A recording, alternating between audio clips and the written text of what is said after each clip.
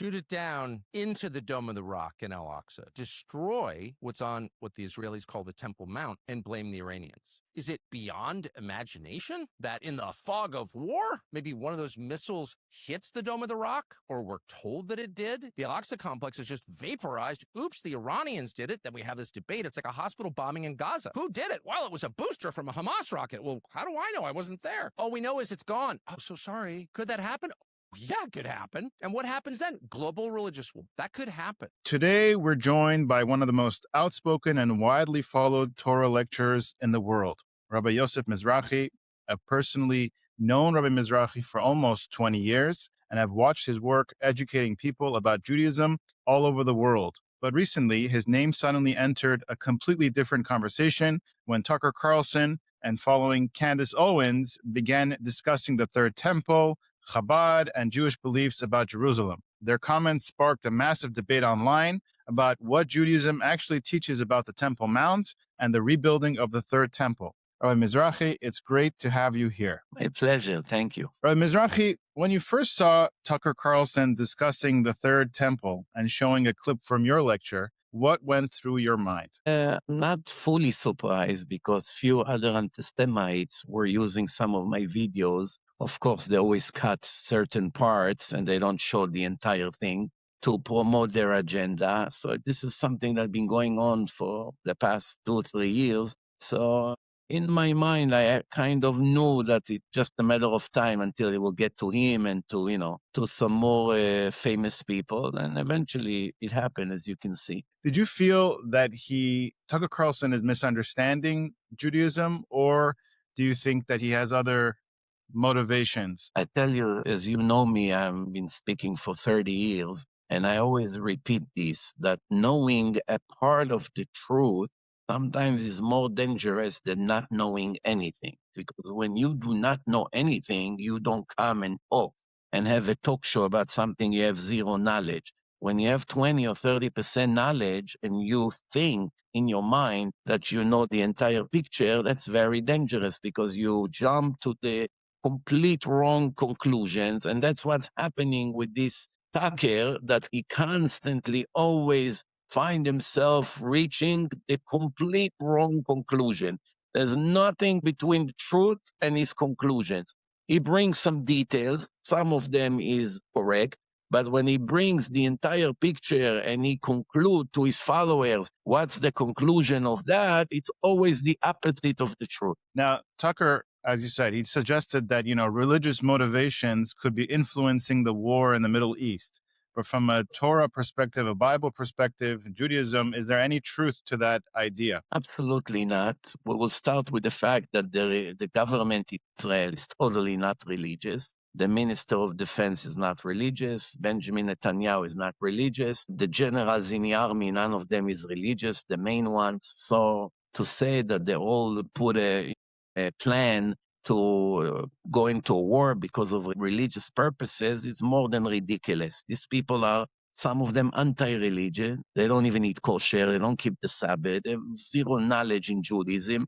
The last thing they care about is the temple in Jerusalem. And the last thing they want is to ignite Israel with another intifada with the Arabs of East Jerusalem and the rest of Israel, when they will feel that there is a plan to occupy their mosque and build the third temple. So this is one of the examples that is using something that is completely off. It's nothing to do with the truth. No connection between the truth and what he claims. And he brings it, it's like a fact. It's clear to him that that's the plan. There's nothing to do with the Israeli government or the Israeli army. However, we have to say that as religious Jews, we are praying for the rebuild of the third temple after our temple right there, where the mosque is. We to have the first and the second temple. The first temple was destroyed by the Babylonian Empire around 2,600 years ago.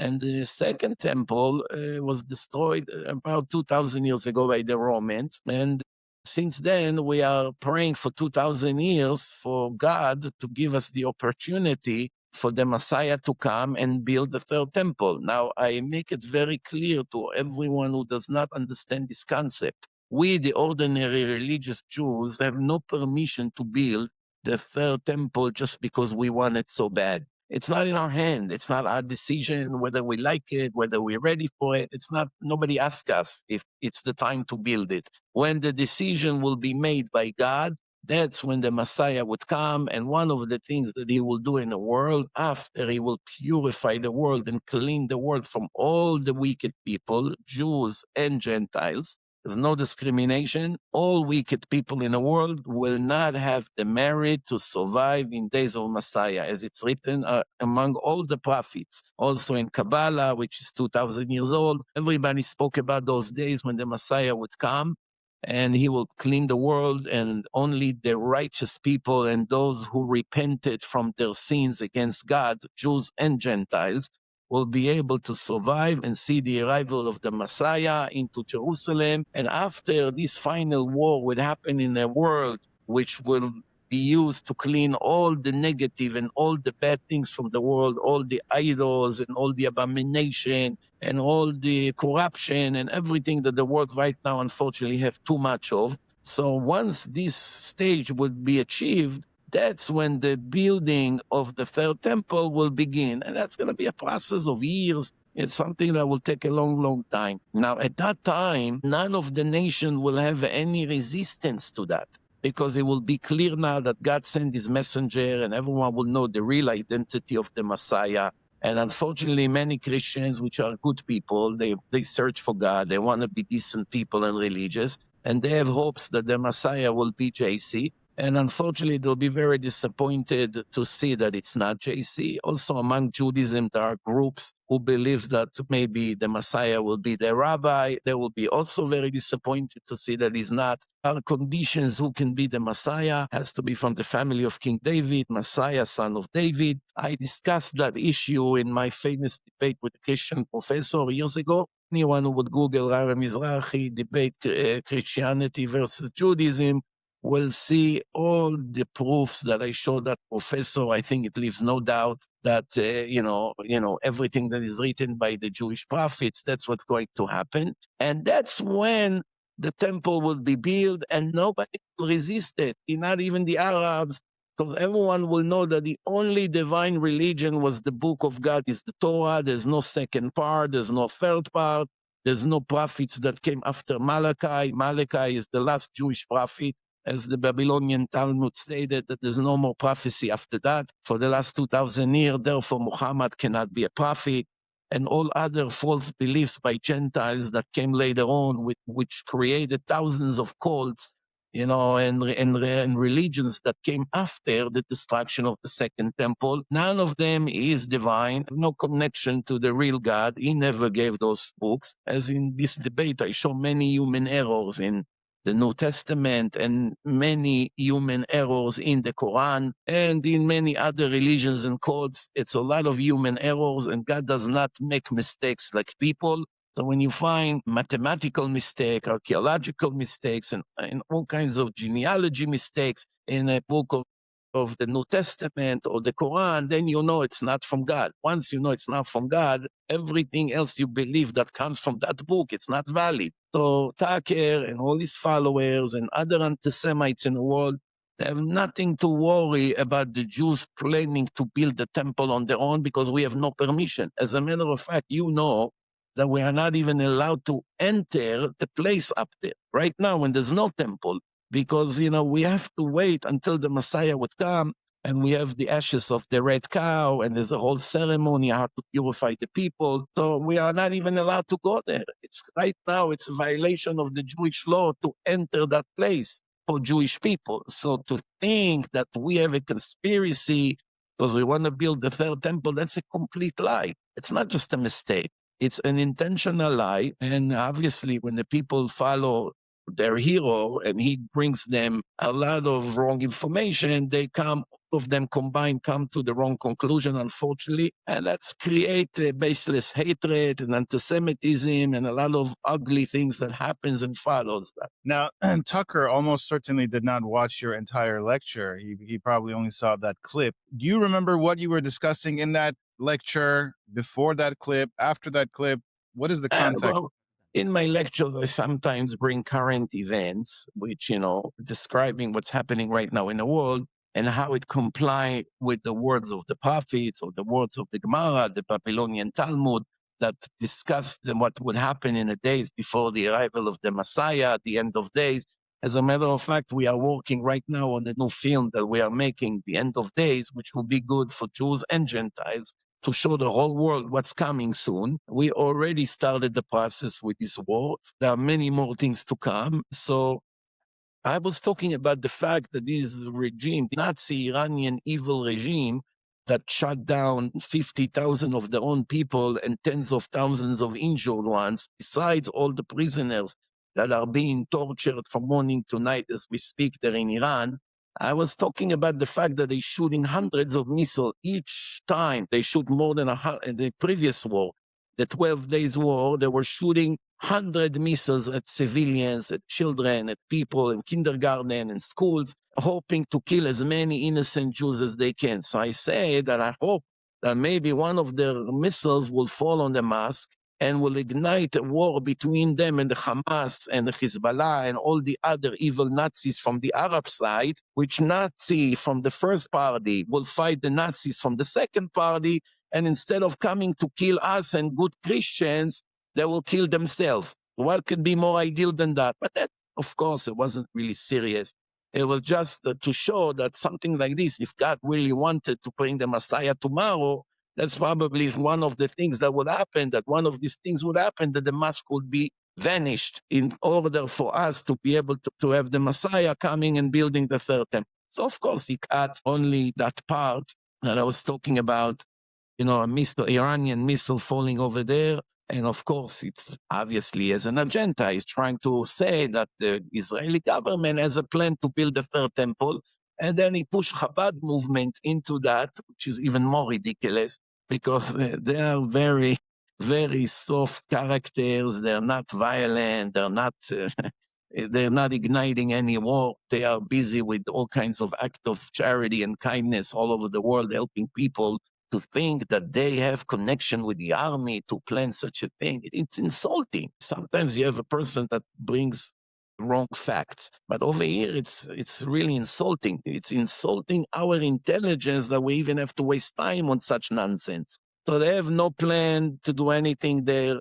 The Lubavitcher Rebbe 50 years ago in his speeches say what every rabbi said in the last 2,000 years and what we're praying every day in the synagogues all over the world, that God will give us the merit to return to Jerusalem, to build our temple, that the Spirit of God will return to live among us. It used to be in the time of the temple. By the way, this is a mutual interest to us and the Christians. All Christians who follow their religion also want the temple to be built. The only arguments we have with those Christians is about the identity of the Messiah. They think it will be JC. And we know that it won't be JC. But other than that, if you really look at many of the ethics and the values that Christians teach, comes from Judaism, comes from the Torah, all the kindness and honesty and loving God and prayers and these things and family values. All of these things, we believe in the same thing. The main issue that we have between us and Christianity is the identity of the Messiah. So I'm telling you today, there will be many righteous Gentiles that when the Messiah comes, they keep the 7 laws of Noah. They are righteous Gentiles. They're not evil people. They're not racist. They're not anti-Semites. Racist, I mean, not only against Jews, against all people, people of color and people of all kinds of other, race. So whatever the case is, you're not allowed to be racist because God made all people in his image and everybody has their job in the world. You cannot, you have to accept everyone. We don't judge people based on their color or based on their nationality. We judge people based on if they're righteous or wicked, regardless if they are Jewish or Gentiles. There are righteous Jews and there are wicked Jews, and there are righteous Gentiles and there are wicked Gentiles. And that's it. Now, one of the sins that Jews and Gentiles have to be very careful not to violate is idol worshiping. In the 10 Commandments, which applies to all the people in the world, that's the morality of the world, that's the basic morality of the entire world, God is warning us in a second commandment that we should not have any other God but Him, not a son, not a partner, not another entity. And by the way, that applies also to Jews that wants to worship their own rabbi, whether he's alive or whether he passed already. That's exactly the same violation. There's no discrimination here. Jews today that say that our rabbi is the divine and he's the Messiah and everybody has to accept him are no different than Christians who thinks that Jesus is the Messiah. Both of them are wrong. The problem that when they make this mistake, it puts them in a category of idol worshiper. And that's something that God cannot stand, cannot tolerate, and is very, very strict with people, whether they are Jews, whether they are Gentiles, that follow anyone but him. They are actually jeopardizing themselves. And that's one other thing that they cut. One of the Christian show hosts, I don't know exactly his name, but someone sent me that he says that I spoke in one of my speeches and I say, some Christians come to Jews and say, you killed our God. And I say, how foolish it be? How can a human being think that God is possible to kill him? What normal person think that someone that you call him God has no limit, no limitation? What human being can kill a God? Just this ridiculous claim is beyond words. To come to tell anyone in the world, oh, you kill our God, besides the fact that it's incorrect, it was never killed, JC, and the Christian church already apologized for this lie, and they already admitted the Jews have nothing to do with his death. But even if it was the case, if someone was able to get killed by people, that means for sure he's not God and he has zero divine power. That alone proves the point. Now, nobody is making fun at your God or your Messiah or your religion. It's just bringing the facts. If you think that a God is someone that can be killed by people that he created, you are totally off with no disrespect. That's basically it. Now, why is the Temple Mount such a religious sensitive site, probably the most sensitive site on earth? Why is there so many global tensions revolving around Jerusalem, but specifically Temple Mount? Very simple. All three major religions follow the Torah. The Torah, the Christians call it the Old Testament. Part 1, and they claim that God gave part 2, which we know it's not correct. The Muslims accepted the Torah. They are not denying that the Jews received the Torah in Mount Sinai in front of millions of witnesses. By the way, from all the 1,000 religions and cults, the only religion that started in a public event with millions of witnesses, that the entire book is discussing what happened to them in Jerusalem, everything that happened, all the miracles that happened in Egypt, forgive me. So, all the miracles that happened to us in the Exodus of Egypt are all discussed in a book, and the Jews that receiving the book in a public event, they are mentioned in a book. You don't have such thing in other religions. Other religion is Muhammad come to the Muslim and say, I got the Quran from Angel Gabriel, Jibril in Arabic. And I was alone and he gave me this book. And the book doesn't talk about the Arabs that lives in the world at that time. Same thing Christianity. They claim that there is the New Testament. And the people that received the New Testament in the beginning, they are not mentioned in the book. The Torah is the only divine document that speaks about the receivers of the Torah, that they were in Egypt and me, God, took you out and split the water for you and I, took actions against the Egyptians. So in the Torah, which all major religions believe in, it's written that this place, the Moriah Mountain, is the gate to heaven. It's the holiest site in the world.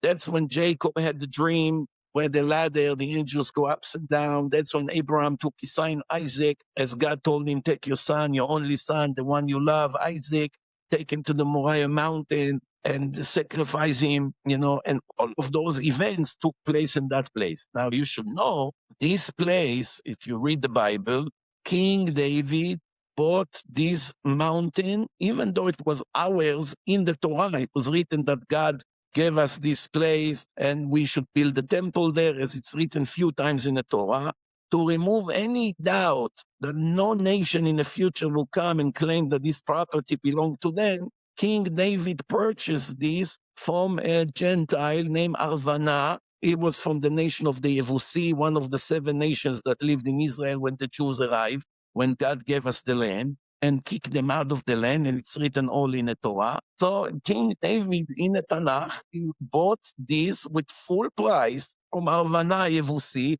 and this place belonged to the Jewish people. Just like Abraham brought the cave of the Machpelah in Hebron when when Abraham, Isaac, and Jacob are buried. Now, you pay attention. Every holy Jewish site, immediately the Arabs and the Muslims arrive to build a mosque there. They know that the Jews have special connection with God. Same thing Christians. So they see what the Jews do and they follow. They learn from us how to pray. The Arabs don't charge interest from each other. They learn the law of modesty from us. They learn the belief in one God. They learn many things from us. Remember, Judaism is 2,000 years before Islam started and 1,300 years before Christianity started. So there's no doubt which religion was dominant all over the world for over 1,300 years before all these religions started to be made by people. Jews were everywhere. Everything the Gentiles know about religion come from us. The Arabs, as a matter of fact, wouldn't even know who is their father. The only way they know Ibrahim and Ismail, it comes from the Torah, Abraham and Ishmael. They learn it from us. Without us, they wouldn't even know their identity. So now they learn in our Torah that this place is the holiest place. And they saw that the Jews had 2 temples there.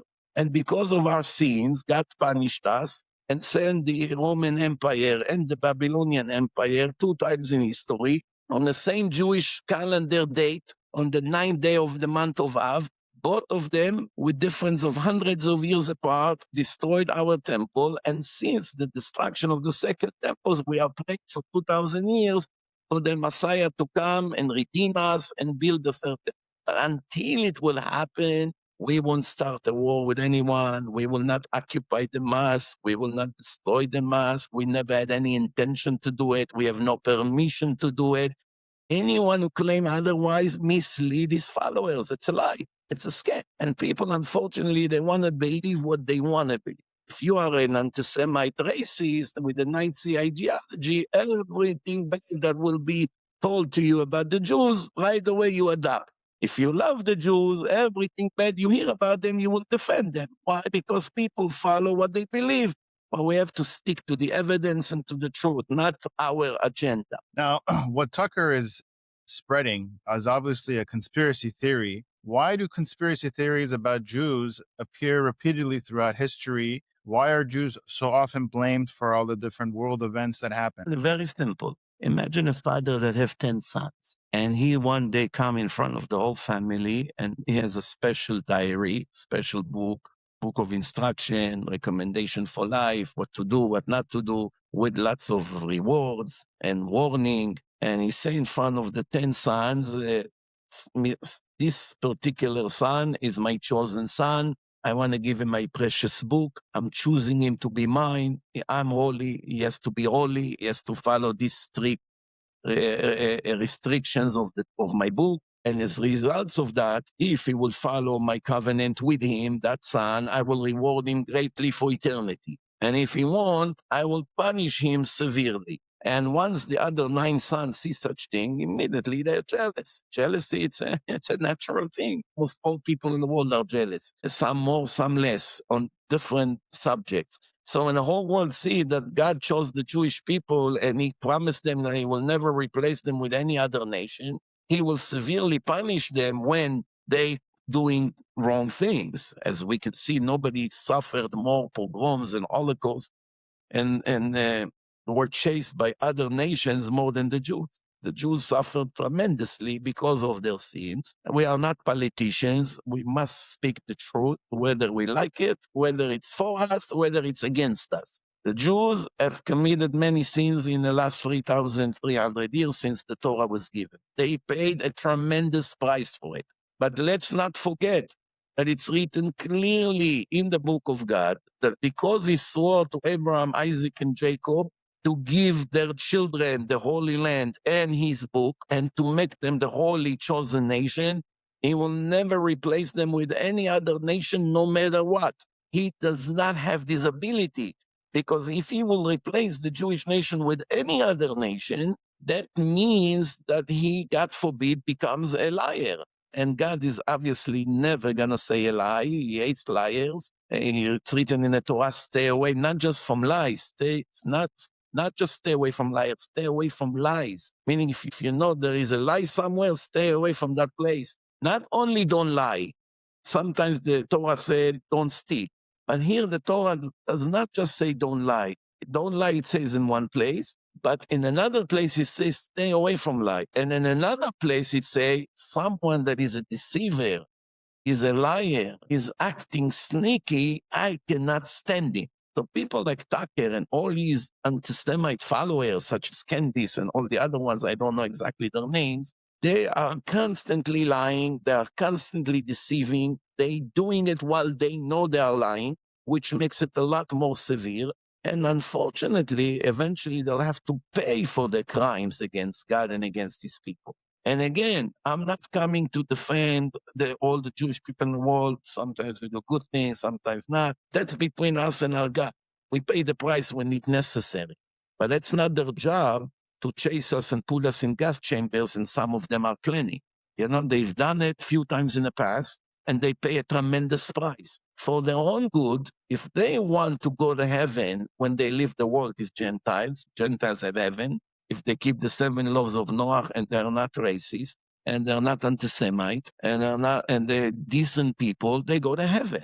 You don't have to be Jewish to go to heaven. You see, when you come to Muslim, you say, well, if I don't accept Islam, can I go to heaven as a Jew? No, absolutely not. You're going to hell. You come to Christians. If I don't accept JC and Christianity, can I go to heaven as a Jew? No, if you don't accept JC, you go to hell. You come to the Jewish people, the opposite. They tell you, of course you go to heaven. You be a righteous Gentile. You keep the 7 laws as God commanded all people in the world before he gave the Jews the Torah. And you have a share to the world to come. As long as you're not a murderer, not a thief, not an idol worshiper, you believe in one God, you obey the constitution of your place, the law, the police. You don't eat animals unless they dead first. You're allowed to eat everything you want, but you're not allowed to eat creatures that are still alive. Like in China, sometimes they eat all kinds of things that are still moving in the plates. That's a violation that Gentiles are not allowed to do. So, if you keep the 7 laws of Noah and you are decent people, you go to heaven without becoming a Jew. As a matter of fact, Judaism is the only religion that is not missionary. We don't hunt people. We don't know how to come be a Jew. The opposite. When Gentiles coming, and I've done many conversion over the years with many Gentiles who begged to become Jewish after they watch my debate, the opening statement is always, you don't need to. Stay a righteous Gentile. What do you need the headache? It's much harder to be a Jew than to be a righteous Gentile. If you want to be a righteous Jew, it's a lot more required. And you have a much easier life, but you're still righteous, and you go to heaven. So some Gentiles were convinced, and they remain righteous Gentiles. And some insisted to be, no, I want to be from the chosen people and all of that.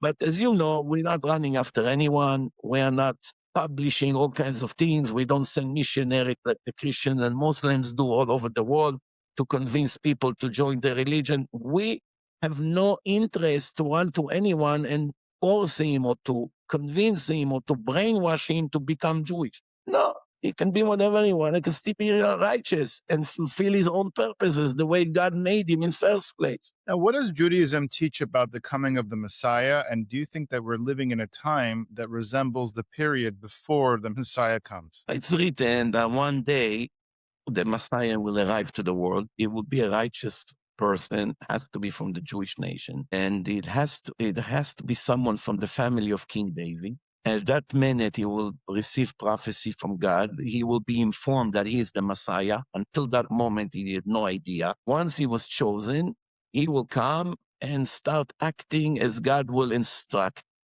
It's written by the prophets that there will be a final war. It's called Gog and Magog. If you read Zechariah 14, every Gentile can read it as well in the Bible.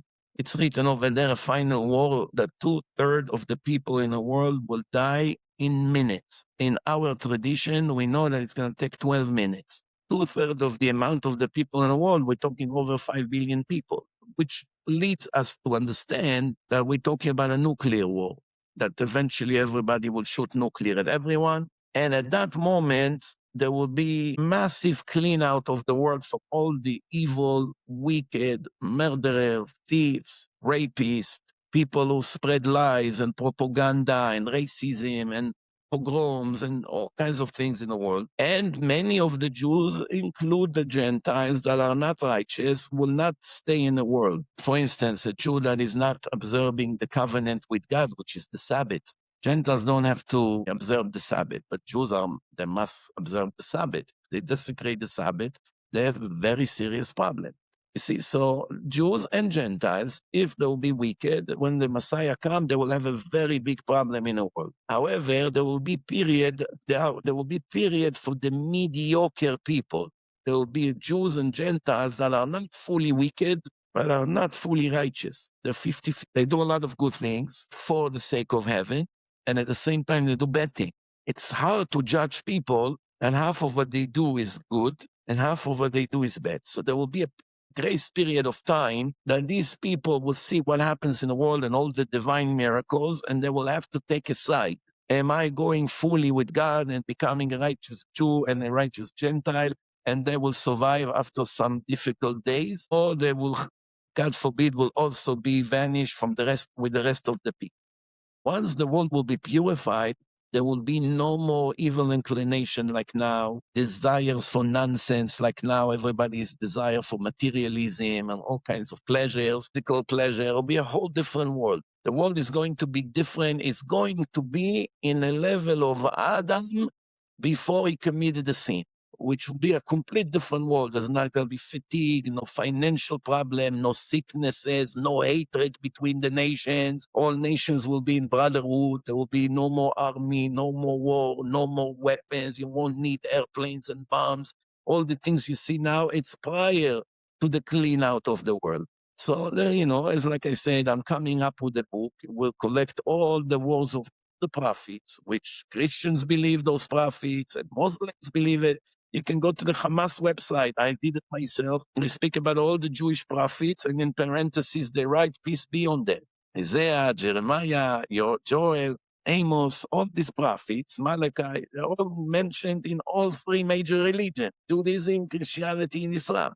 Just read their words, what's going to happen in the world. But one thing I promise all these Gentiles, and half of my listeners are Gentiles. They can testify that I'm not a racist. I don't hate any Gentile. Actually, I love them very much. I judge people if they're righteous or wicked because of where they were born or what accent they have or how they dress. It's the last thing I care about. We have no permission to disqualify people because God made them in a certain way or a certain color. That's a serious crime. You're going to God and say, I disprove your work. I disagree with you making white people or Chinese people or black people. That's nonsense. Everyone who's a racist because of these things, he has a very serious crime in his hand.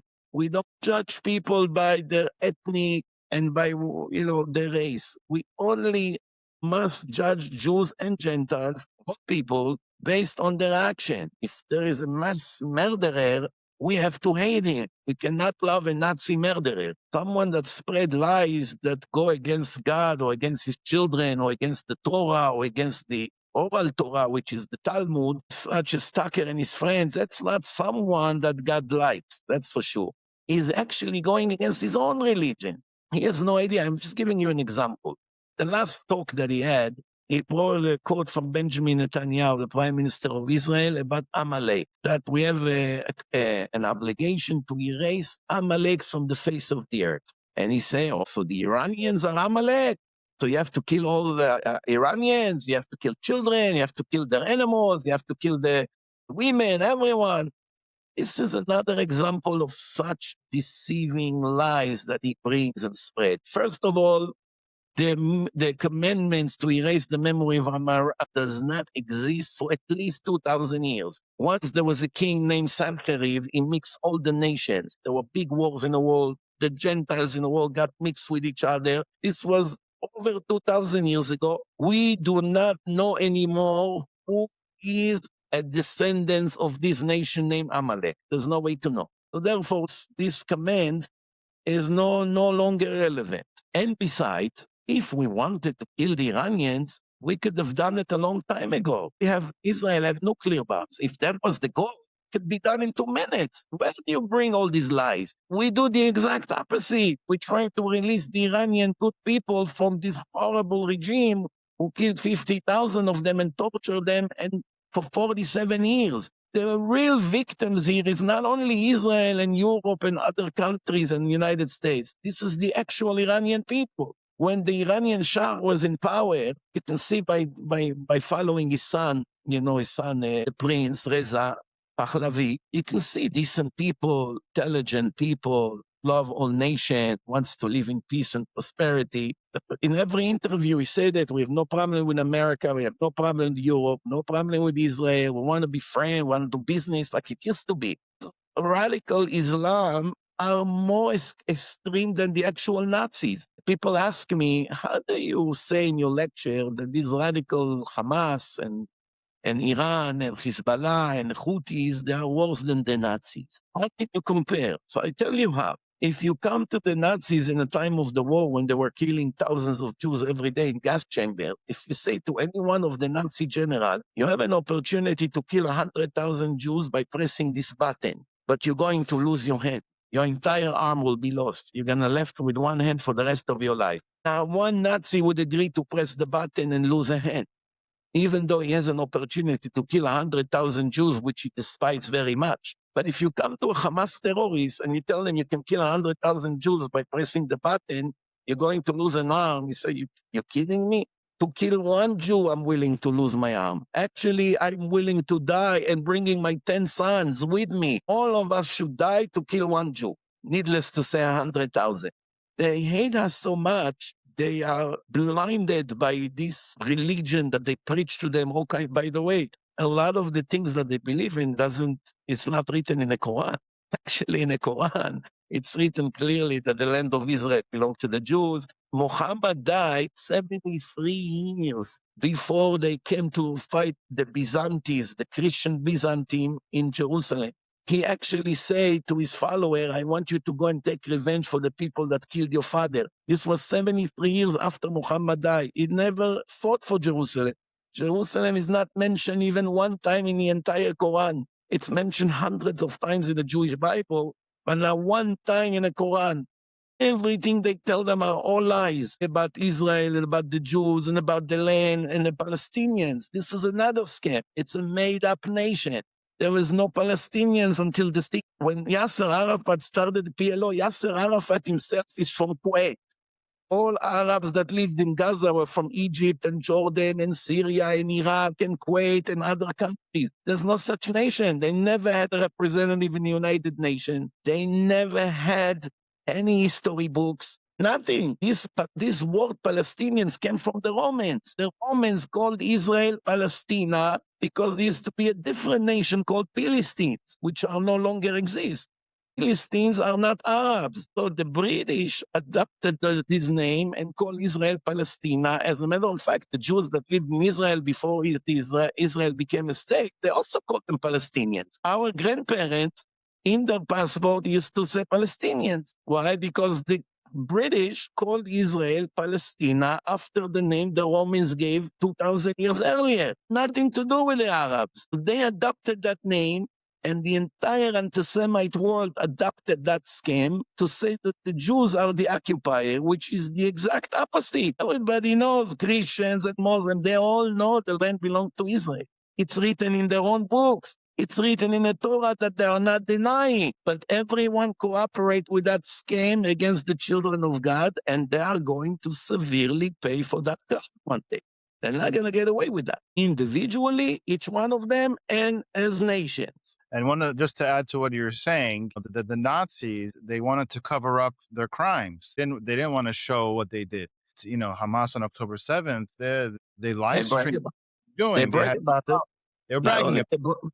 Not only they brag about them. A few months ago, one American teenager, maybe 18 years old, went with a camera and a microphone in Gaza and asked maybe 30 boys and girls, older, younger, male, female, every one of them about October 7th, And this is, remember, this is after the entire Gaza is almost destroyed. And they are suffering from the Hamas themselves. Sometimes they have good food, sometimes they don't have enough food, and they don't live in their houses anymore. They live in tents with no electricity and all that. After what they have to go through and all this struggle as results of the war, not almost one of them regret October 7th. They still say it's the happiest day of our life. They're willing to take all torture just to hurt the Jewish people. That's their purpose in the world. One of them say, if you take away our weapon, it's like taking away our soul. Can you make peace with people like this? I'm asking you. Can make peace between two civilized individuals, that have an argument about something, they reach an agreement, they split, and that's the end of it. And then they respect each other after that. But here, they tell you in your face, we won't rest until we kill all of you. And there's nothing else in our life besides. And unfortunately, all kinds of Americans here among the Democratic parties and among the Republican Party now, unfortunately, also following them, are being used by these radical Muslims to serve their agenda. You see, Tucker is protecting Iran and Qatar. The two countries, for decades, put hundreds of billions of dollars to sponsor all the terror, all the chaos, and all the massive terrorism all over the world, not only against Israel and against the Jews, it's against Europeans, against Americans, against India, against many countries. They are behind everything. They paid for everything. They sponsor the entire Hezbollah, the Jihad, the Hamas, and many other terror organizations all over. They torture the Saudis. You see what they do to Arab neighbor countries. They have a dream to kill everybody that it's not like them. You see, Tucker doesn't understand, and also Candice and all their followers, they don't just want to see me and you dead and our children. They want to see them dead just as much. Once they finish with us, right away, without waiting a minute, they come after Tucker and Candice and all their friends. They'll kill all their gays, and they'll kill all the American people, even the Muslims, because they're not Muslims enough. They're not an extremist. Someone like Meir Mandani, the mayor of New York, will be one of the first people they'll kill because he's a socialist communist. It's against Islam. Someone like him that protect gay rights and all kinds of things, and that's the first one they want to kill. But for now, they're using him to spread propaganda all over the world. They're occupying one city after the other. President Trump is God's messengers in this critical time to save humanity. Not just Israel, to save America. Because if the Iranian will have a nuclear bomb, that's the end of America as well.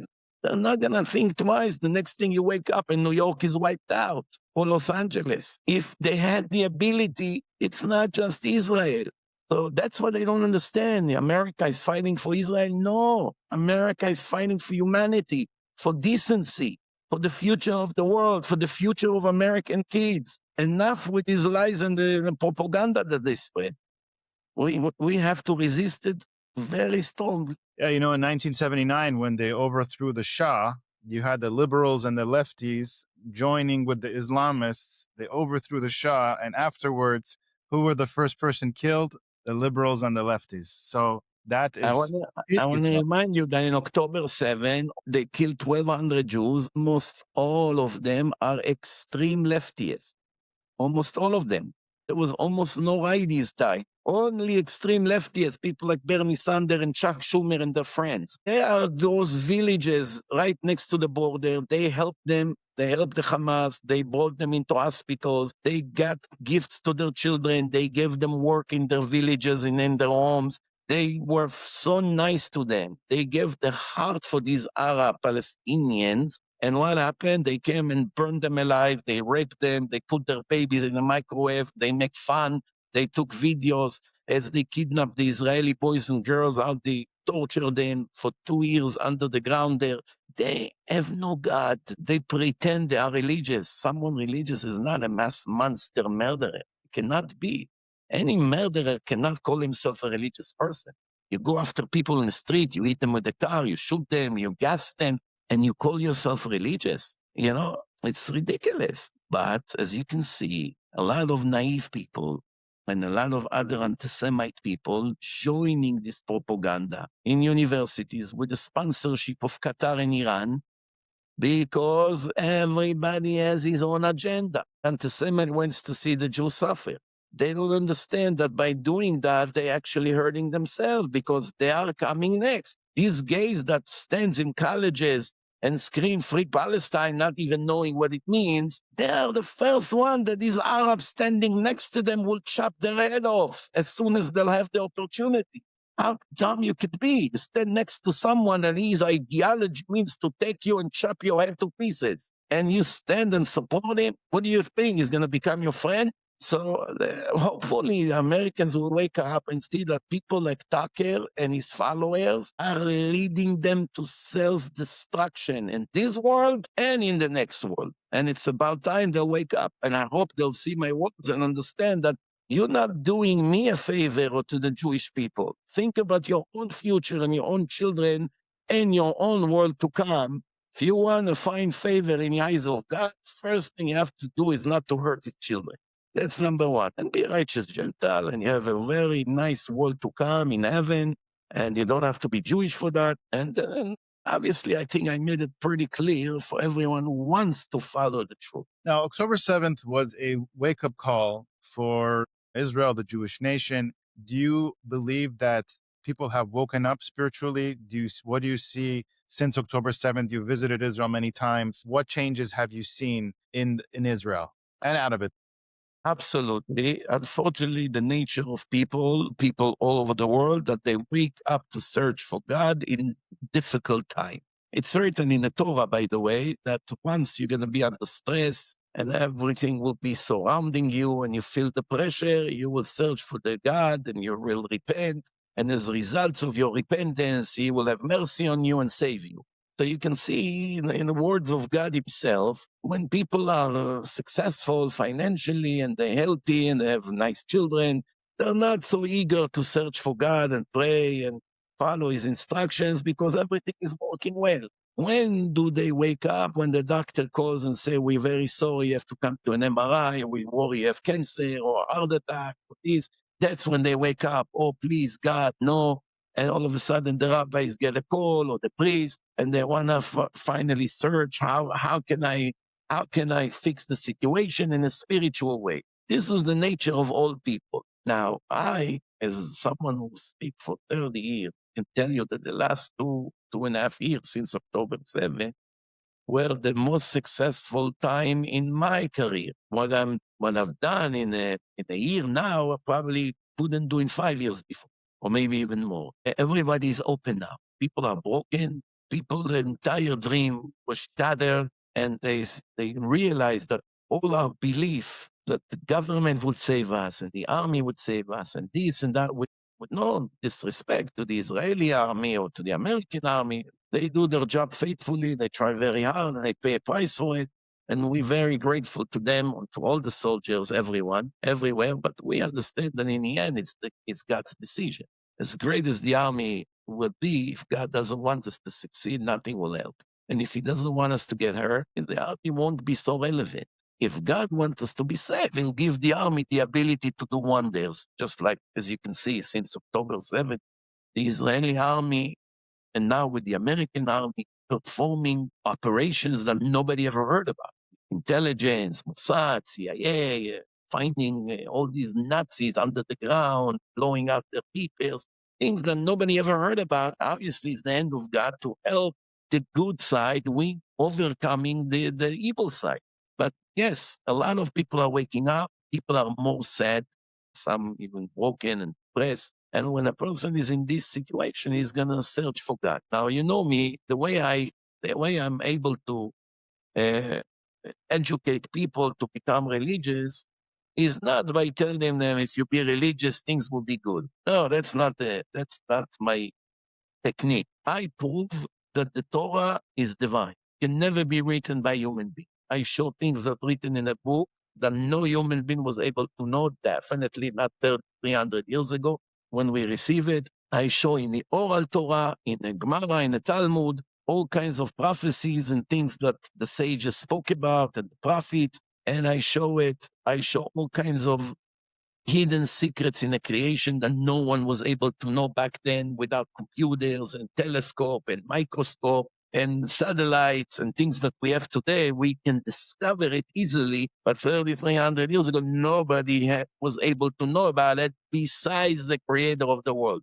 Now, when I come to people and within an hour or two, just like everyone who watched my film, Torah and Science, in many languages, in English, in Hebrew, Russian, French, many other languages, you see the books. You have no doubt. Once you see such a film, you know the book is divine. Once the book is divine, all you have to do is to read what's written. And then you begin to understand how far you are from the truth of God and from the purpose of life. Whether you are Jewish, whether you are a Gentile. Because remember, the Torah is a divine book that was given in a public event, and all Gentiles in the world were shocked that the God of Israel took them out of Egypt, and 7 weeks later gave them the Torah, and the whole world was shocked about it. And until today, everyone knows and understands the importance of this book, the divine book, and many other civilizations following this book directly and indirectly. And even the Constitution in the United States, many of the laws that we have here comes from the Torah, in many other countries. So obviously, yes, people are more open now to hear, but at the same time, the evil, wicked people, whether they are Jewish, whether they are Gentiles, are now pushing with full force. And that's exactly what the Torah told us that will happen before the Messiah will arrive. The middle, the people that are 50-50 will be forced to choose a side. You with me or you against me? There is no, I am biased, I'm not involved. Like the Europeans are trying to be not involved now in a war. God will force them to be involved. I think the Arabs, they want Israel and the United States to do the job for them. But what they don't understand is that Europe is already destroyed. Every country in Europe is already taken by radical Muslims. It's just a matter of time until they will start pogroms against those Christians in France and in England and in Greece and in Holland, in all these countries, Germany, and Spain, and there's nothing you can do about it. Because there's going to be millions of savages, murderers, cruel people. They will burn, they will shoot, they will put bombs. It will be a disaster. And that's when they will understand that the war of this radical Islam is not just against the Jewish people, it's against everybody. It's also against Muslims. I can tell you, guarantee that at least half of the Muslims in the world suffer from the radical Islam just as much as Jews and Christians. Every time they go on the airport, every time they go on a plane, they have to take them to the room, they have to open their stuff, people look at them, people are nervous around them, and some of them are good people. They're not murderers, they're not pro-terror, they want to just be decent people and live their life peacefully with other nations. And they also pay the price. They are the victim of this fake religion and all these fake imams that wants to see everybody dead. So, now it's the final war between good and bad. We will see how it progresses. We know already how it will progress. The rest of the world will learn as it's happening in front of their eyes. Mizrachi, I want to thank you for your time. If you have any final message you want to send to, Jewish people and non-Jewish people, what would that final message be? The final message is people who know Judaism, we know they should know that every day we pray 3 times for the whole world, for Jews and for Gentiles. When the Talmud speaks negative against Gentiles, is always only against idol worshippers, not against other Gentiles. As a matter of fact, there are so many compliments about Gentiles. Many of the great Gentiles converted to Judaism. The father-in-law of Moses was a Gentile, Jethro. Moses' wife was a Gentile, Zipporah. She took her and adopted her to the Jewish nation. Many of the rabbis in history were Gentiles. There's no discrimination against any Gentile in the world. We follow who is righteous and who is wicked. We pray 3 times for the peace in the world.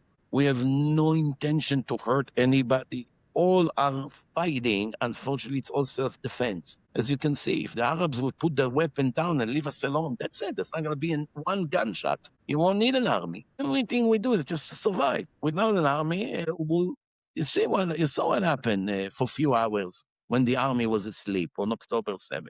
That's what they want to do to us every day. Every day they're trying to do October 7th. It never stopped until now. We keep catching terrorists. So we are fighting for our survival. But to conclude, don't let anyone brainwash you. Don't let people like Tucker, they get paid by, I don't know, Qatar, Iran. Obviously, they're not following their own truth. They follow those who pay them and give them sponsorship and private jet. And they make a lot of lies, and now Amalek, and all these lies that he makes. Every week he comes up with another nonsense that he makes up. And people fall into this trap. Don't let these people brainwash you. Listen to the word of God. You can listen to my lecture on divineinformation.com. You have in any topic you can think of. My lectures have a lot of Gentiles. You can see in the comments, many. We give them respect and love. Thousands of Gentiles can testify that. You can see in the comments that they write. I answer them personally. When I get their emails, they email me to rabbimizrachi@gmail.com. I try to answer everybody, and, it's the time to join and to unite and to stick to the positive side of the world, to fight evil, to fight the Nazi murderers, to fight Iran and to fight Qatar and countries who wants to destroy everything in the world. President Trump is doing a great job. Senator Ted Cruz is on the right side. Rubio is on the right side. There's few other very righteous Gentiles in American government, and we have to stick to the people that do the right thing and give them support. We cannot be ungrateful to people who sacrifice their entire life and efforts to save the world from this evilness, and we are asleep and not only don't help them, to condemn them. So we have to be very careful. We have to repent. We have to change our evil way. We have to fight our evil inclination every day, every hour. It's a mission. It doesn't matter. It's not just for Jews. Christians and Muslims and other Gentiles, they all have their evil inclination. Everyone has to fight it. It's one of the purposes of life. And hopefully soon, when the Messiah would come, we will be able to see all those things that I mentioned here today and much, much more to come. Thank you. Thank you very much, Rabbi Mizrachi, for your time. We truly appreciate it, and I'm sure that our audience will learn a lot from everything that you said in the past hour. Blessing to you and to all your listeners. Thank you so much.